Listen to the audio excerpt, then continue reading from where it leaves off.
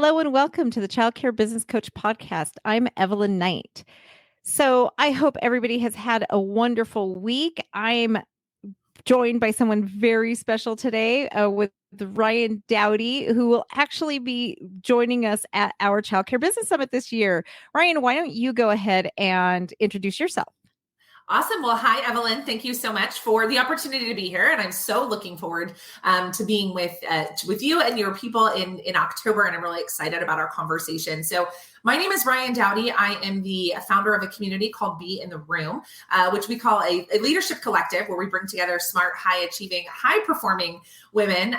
It's a really exciting place to be, but my background is actually in sales. So I grew up in sales. I spent 15 years in corporate America, leading and building sales organizations. I like to say that I retired from the corporate world in 2019 and became a full-time entrepreneur, first teaching sales to brand new entrepreneurs and then teaching sales to sales teams for business owners. So spent several years really teaching sales, sales leadership, building sales organizations, and have gone through a pretty cool reinvention myself since the beginning of 2022, really leaning into myself and trusting myself and my intuition and leveraging the gifts that were given to me, and leads me to having a cool conversation with you, Evelyn, about leadership and radical responsibility and how we become leaders of our organizations, leaders of ourselves, and build really cool places to work and be and hang out.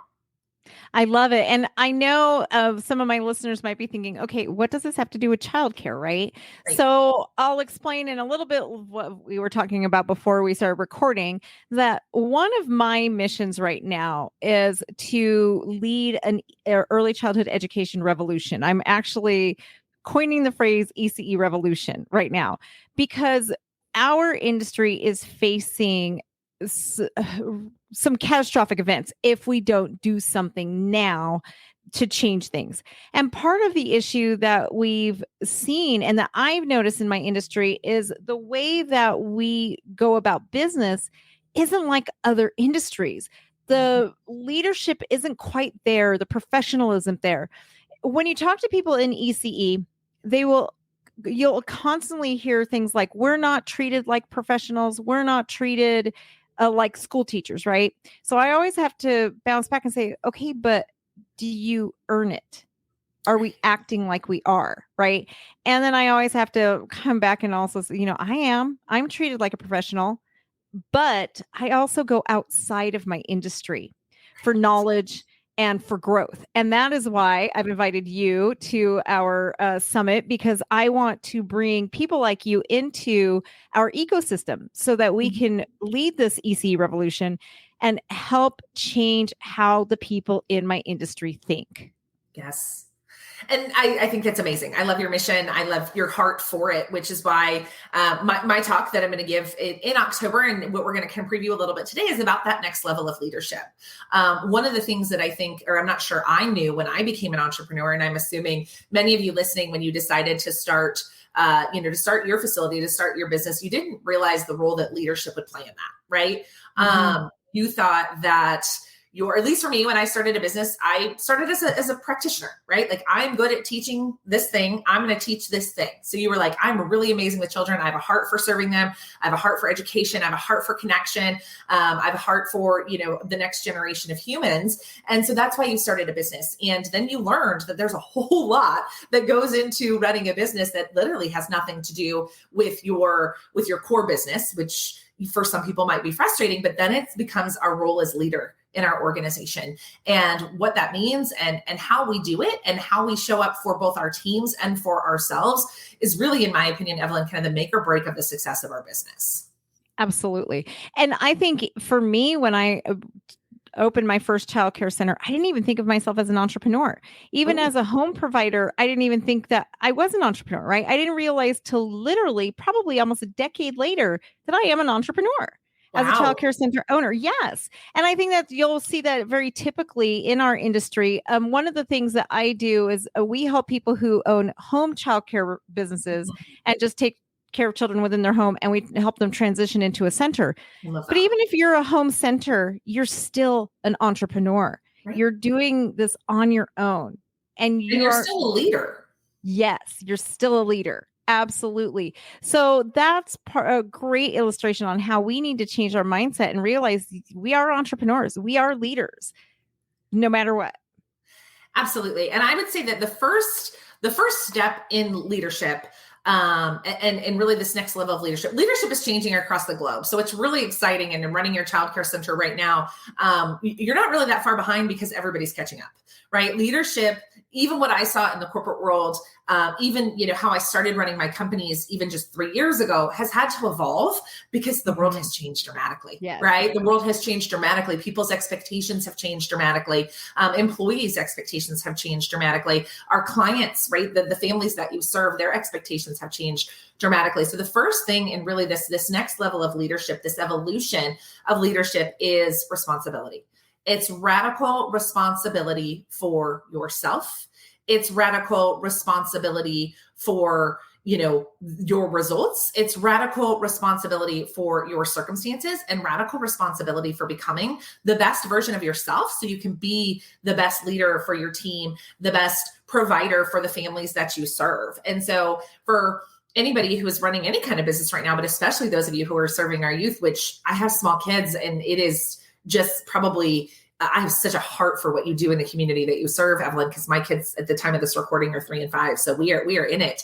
We just have one going into kinder in the fall. So, we've been in it for 5 years, but this radical responsibility for ourselves, for our results, for how we serve our families, for how we lead our teams. And we live in a world where it's a lot of blame. It's a lot of finger pointing. It's a lot of, well, it's all out of my control. Right. And we learned in 2020 that, there are only a handful of things in life that we can control, but being radically responsible for ourselves, for taking responsibility for the results. If you don't like the way your center is running right now, you can change it. If you don't like the revenue that you're bringing in right now, you can change it. If you don't like the staff that you're attracting right now, you can change it. If you don't like the families that are walking through your front door, you can change it. And for some people, that feels very exciting. For some people, it's terrifying.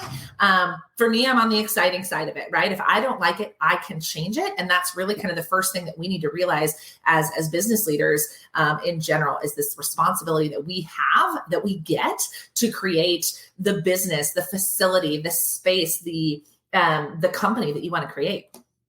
I 100% agree with you. And I think a lot of my listeners and in my industry, they don't get that at all. They don't understand that they do have this control. If you don't like the culture that your center has produced, which many of you don't even realize you have a culture in your childcare centers. Sure. If you see a lot of gossiping, if you have a lot of call-ins, if you have just where your staff kind of tells you what to do instead of you telling, that is your school's culture.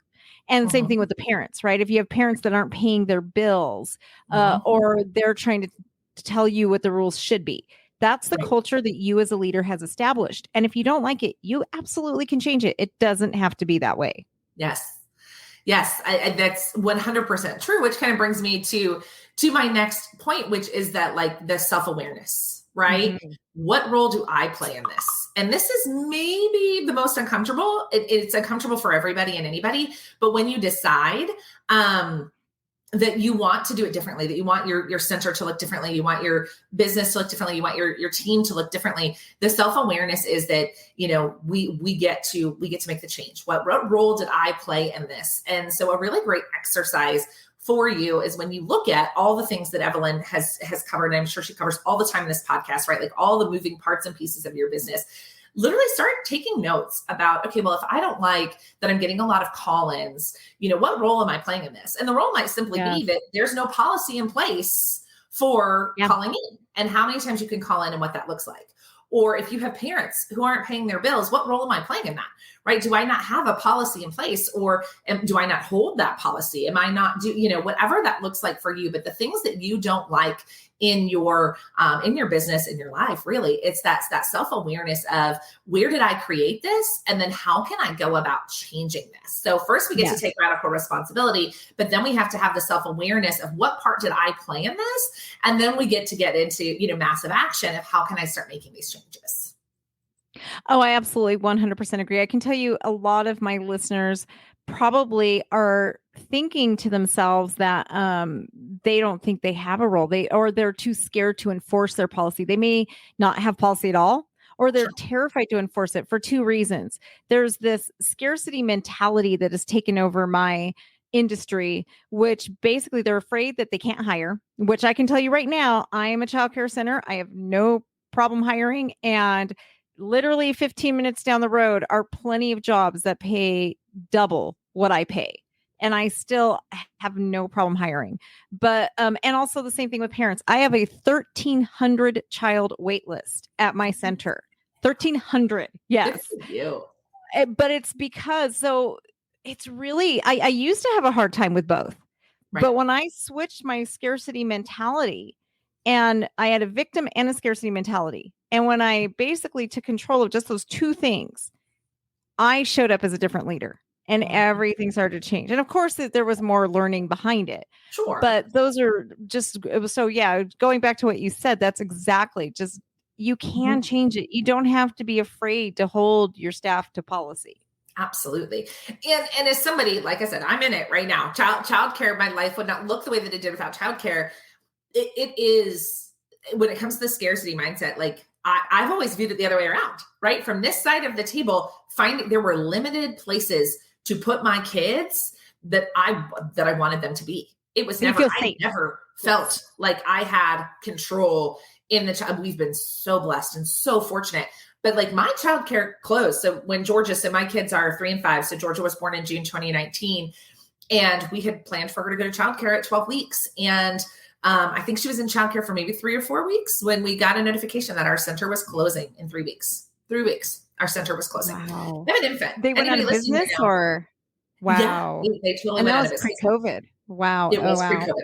It was pre-COVID. Yeah. It was in the fall of 2019. And we were very fortunate, obviously, with the center closing. The women who worked there no longer had a job. So we were able to snag a nanny for about 6 months, which was an incredible experience for us. But there was never a time where, and I'm just telling you all this just from the goodness of my, like there was never a time where I felt like there were more than enough spots than there were, you know. And so if you're in the space of like, who's going to invest in me or where am I, like the need for good places to put your kids, I promise you from a mom perspective, it always feels like the centers have the upper hand. So if you're in this space where like, I'm worried that if I kick this family out, that I'm not going to replace them. I promise you, if you just make that mindset shift, if you just start taking that radical responsibility, that there are more than enough families like my family who were desperate for care and literally couldn't find it. And again, we were super blessed and the nanny situation worked out beautifully for about 6 months, but that wasn't never our intention, right? I never intended for my kids to be raised in our home by a nanny. That wasn't what I wanted. I always wanted them to be social. I always wanted them to do that. So just so you know, from the parent perspective, whatever that scarcity mindset is that you have, I definitely feel like you hold a lot of the cards in providing really great care. So then the next piece I will take you on of like kind of this leadership journey, this next level of leadership beyond, you know, that radical responsibility and self-awareness is the desire and the commitment to do things differently. So again, the whole world got shook up in 2020, which for some people played out better than others. But for me, what I saw it as, and what I want you to see it as, is an opportunity to look at all of the things that you do in your business and ask yourself the question, why do I do them? And if the answer is because I've always done them that way, or because so-and-so said that I should, then that's an opportunity to really pull apart. How do we do things differently, right? If your wait list is handled one way, you know, and you're thinking, I want to handle it differently, or you want your center to do differently, or you want your employees to do things differently, really think through why does it look this way? And there's nothing wrong with you. If you've taken this path of creating a business that looks like maybe a business maybe your child went to a childcare, right? Or maybe you worked in a childcare before you started your own facility, or there's a million different reasons why we start businesses, right? But when we think about why do we do the things that we do? And sometimes we find that the answer is because that's just, I read it in a book somewhere, or I heard it on a podcast, or, you know, whatever the case may be, but really thinking through, is this the way that I want to do it? And being brave enough, courageous enough to do things differently. You know what? We're just going to do things a little differently this year. Right. And when you have the courage to do that, when you have the courage to make bold moves and do things differently, that's typically where the magic is. Right. Yes. If every other facility is doing the things that the way they've always been done, like Evelyn shared with me, before we pushed record, like your industry, the way they've always done it isn't working so well. Right. Like now, So It's not now is working. the opportunity to use your creativity, to use the skills that you have, the experiences that you have from previous lives or different experiences, and really think, how can we do things differently? If I could wave a magic wand, and I know that's the cheesiest question, but it's so powerful. If I could wave a magic wand and create what I want to create, what would that be? And how many of those things are different than what the industry says is status quo? Because now is an opportunity, as part of this revolution that Evelyn is creating, as part of business changing, is for us to say, hey, yeah, no, I know it's always been done this way, but I want to try it out this way. And then really trust yourself and trust your gut and trust your intuition and trust your creativity to actually take action on those ideas. Right? Yes. It's not enough to just be creative and have ideas, but to actually take action on those ideas by trusting yourself to know, hey, I've been in this game long enough. I've been doing this long enough. And I really think it would work better if we did it this way. Or I really think our families would like it if we tried things this way. And trust yourself in that moment. Trust that idea is going to lead you somewhere that's going to give you some sort of transformation. And there's not a business or an industry out there that can't benefit from really inspecting all of the things that we do in our business day to day, and think, is there a way to do this differently that is more in line with what I want to create, the type of business I want to have, the type of life that I want to have, and really start asking yourself those tough questions. And that's exactly why I have thought leaders like you coming in, because I want to change the industry standards. The industry standards aren't working. And just to go back to your illustration of using the magic wand, it's funny because I did that in 2012. I actually sat down. I hated my career path. I was at the point where I was literally in tears one day in my car, sitting at my childcare center's parking lot, praying and begging God to release me of his calling of my life. I literally was in my car just saying, God, I don't want to do this anymore. Please don't make this my calling. Please release me from this as my calling. And through some actions that happened, I decided, you know what? If I wanted to create my perfect center, if I had a magic wand, and I literally asked myself that question, what would it look like? And I wrote it out. And that was when I started my journey to change. I wrote out what I thought I had written was, to me, a unicorn, right? I thought there's no way. 6 years later, I found that piece of paper I wrote out, went through it, and I was just shocked to see that I had turned that into a reality. What I had thought was a unicorn 6 years earlier had turned out to be the reality I live in today. And it's kind of funny. So since then, now I dream big. Every time I think to myself, oh, that's not, I'm like, oh, really? Well, let's double it then. So it's completely changed me in that, realizing that exactly what you're saying. But we have, in order to do that and accomplish that, we have to let go of industry standards. We have to start seeing things the way other high level leaders see things. We have to change how we think and how our mindset works. Yes. Yes. Yes. I love that story. I think that's amazing. And 6 years, to some of you listening right now, you're like, 6 years is an eternity. But when you think of the amount of time we spend in our career, if you could in 6 years be running the facility of your dreams with a 1,300 family wait list, is it not worth it? Right. I think so often we, this is my pastor at church. What did he say? I'm going to butcher this, but I'm going to get to my point, is basically, we basically overestimate what we can accomplish in 1 year, and we underestimate what we can accomplish in 5. Yes. Yeah. Right. So we're like, oh my gosh, I'm going to do all this in a year. And we all do this. And it's not just in your business, right? It could be like a weight loss goal or a relationship goal or a money goal or whatever. We set these goals on January 1st of every year, and the moon and the stars, right? And we get to October, November, December, and we haven't hit all of those goals. And then we just start scrapping the goals. And like I said, we wind up not hitting them in 1 year, but we don't think, if we just, what if 1 year became 14 months, 16 months, 18 months, 24 months, right. In your instance, heck, 60 months, right? When we get there, imagine what we could create. And I think that is just such a great lesson for all of us. So we've talked a lot about leading yourself. And as we kind of continue, I want to talk about, how do we lead our teams, right? Because oftentimes in childcare centers, you're leading a team of people who are probably pretty young, at least in my childcare facility, they're pretty young, or they've been in childcare a long time, right? They have that industry standard of, this is the way that we've always done it. I think one of the most powerful things that we can do when we're leading others is to share our mission with them. Share your mission. I actually learned this from a former mentor of mine, of share your mission and your vision for your childcare center. And if you're thinking, Ryann, I don't know what my mission and my vision for my childcare center are, here's an amazing exercise for you to do is what is that mission and that vision? Because when you think about why did I create this facility? Why did I create this center? Why am I so passionate about serving, children and their families? Why am I so passionate about all the things that you're passionate about, and really think about what's my mission in this center, whether I own it for 2 years, 5 years, 10 years, or 50, or wind up selling it to somebody else. What is my mission and my vision for this center? And when you get clear on that, and then you share that with your people, you share that with your team. I don't care if it's your part-time team. I don't care if it's the person who just does your meal prep for you. I don't care if it's, just that one person who works 1 day a week from you. If you really share, this is our mission and our vision. This is how we show up. This is how we serve the families that we serve. This is how we serve the children that we serve. And this is how we serve their parents. And you make that the theme of how people show up and go about their day every day. It really changes how they show up, because if somebody's showing up to work just with the idea of, I watch kids today, right? Like, that's my job. I just show up and I watch kids, versus my mission is to give children, a safe and healthy place to play and learn. I just made that up, right? But if that's your mission, like that, you show up differently to do that job than you do to watch kids. Yes. And that's the first thing I take my members through, because vision, not only what I've learned, my husband passed away last year. And one of the things that I've learned through the 3 years that he was terminally ill, and I was his first full-time nurse, and then having him pass. And so it's been about a 4-year journey altogether. My vision and mission for my life is what got me through.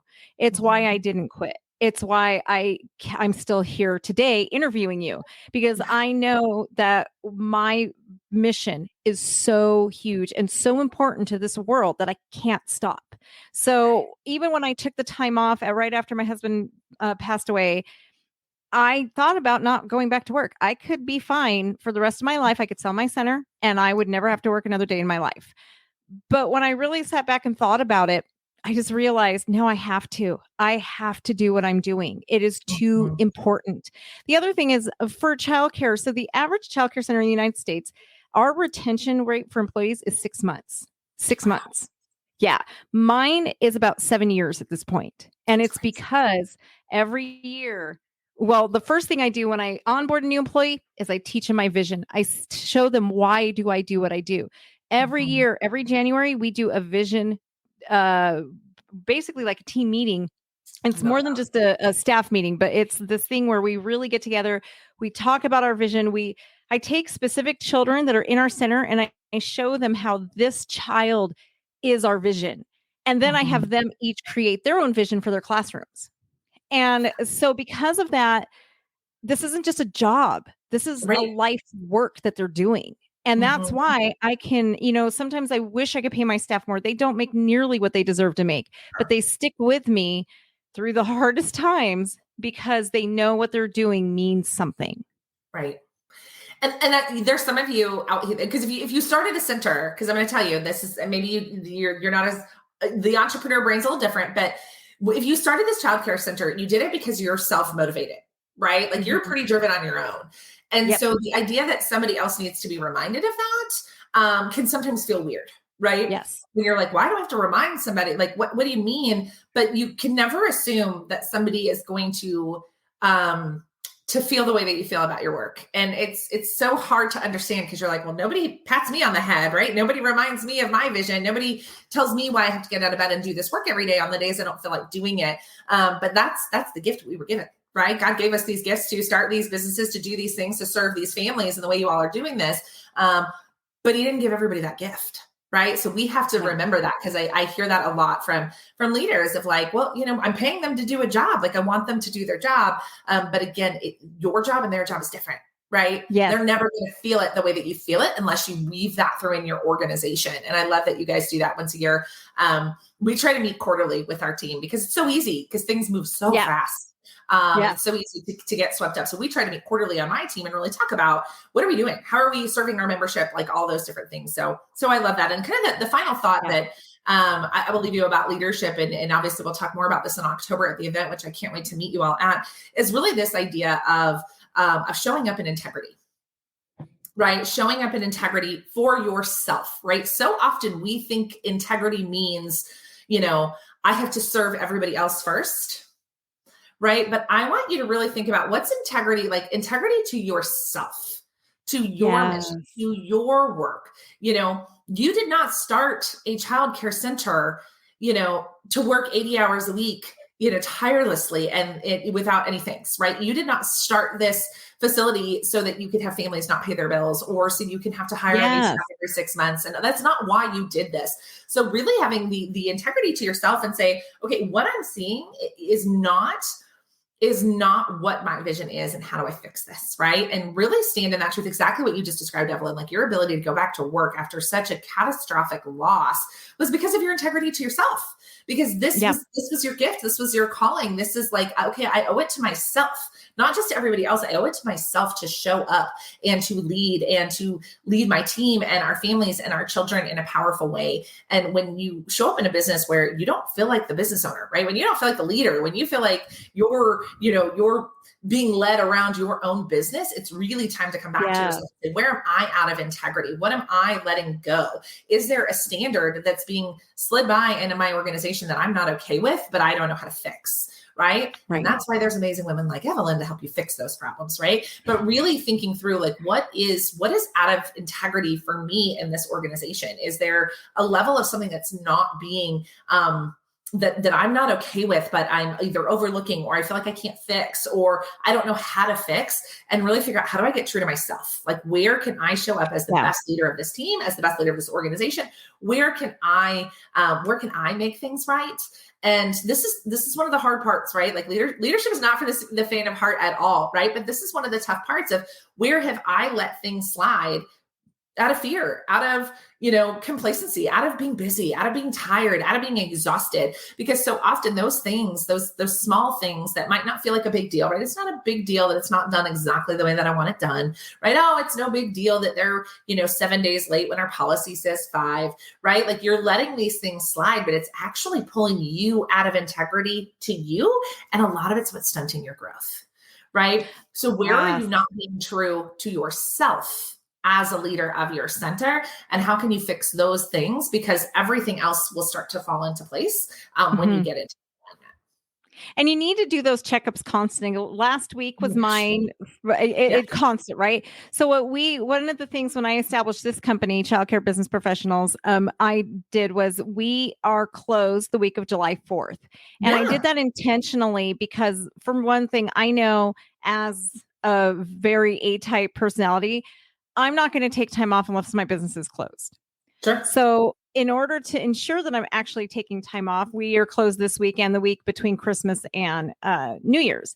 And last week is kind of my mental health week of the year. And so I went away by myself and I did a lot of thought work, right? And one of the things that I ask myself is, what am I pretending not to know right now? Right. And then you have to have this conversation with yourself, this honest, and let me tell you, it pops in your head. The first thing that pops in is like, okay, that's the thought I need to grab onto. Right. And then the second thing I ask myself is, okay, what is the most important conversation I need to have with myself during this time? So between those two questions, asking myself, basically, what am I pretending not to know? And what important conversations do I need to have with myself? And then really just sitting in that space. And I might just go for a walk and process the thoughts. This time I drove and processed the thoughts. But it's just a matter of allowing the thoughts to process is huge, because you cannot level up to the next best leader if you don't level you up first. Yes. You've got to be able to fix those issues before you can really level up. Yes. Oh, that's so good. It's so, I love that. Driving is a big one for me too, because there's nothing else to do. You cannot multitask when you drive. Yes, exactly. So I've actually find driving is a really good place for me to process as well. Driving and walking, I would agree, are both mine, but I recently learned it was driving, because I used to not like driving, like long distances. I found it was a waste of time because my type A brain is like, I'm not doing anything, right? But I've actually learned that it's an excellent place to process your thoughts and to really turn something over and look at it a couple times because you can't do anything else while you're doing it. So I love that. So just to kind of recap for you guys, what did we talk about today? One, first and foremost is responsibility, right? Radical responsibility for your results. The self-awareness, where am I playing into the results that I don't like? The courage to do things differently is so important, right? Enrolling your team and your staff into your mission. And then finally having that integrity, right? Having that self-integrity to be true to yourself, as a business owner, as a leader, as somebody who, obviously has a heart for the work that you do, because I can't imagine you get into early childhood education without a heart for it. But where are you out of integrity with yourself is really going to help you step into that next level of leadership, create the center that you want, create the culture that you want, attract the families that you want to serve. It's really going to change everything for you and for your business. Yes, that is wonderful. I can't wait to hear your speech in October, since you are one of our keynote speakers. And if you don't have your summit ticket yet, make sure you get that before it sells out. Not only are we going to be learning from great thought leaders like Ryann, but we're also going to be having fun. I mean, self-care is so important too. So hopefully, Ryann, you'll have some time to have fun with us. We picked out a very fun location. So yeah, I'm so excited too, because that's part of what we want. I mean, going back to what we talked about today, self-care, all of it is so important. So thank you so much for taking the time to join me today. Yes, Evelyn, thank you so much. And I'm so excited to meet all of you in October. Thank you.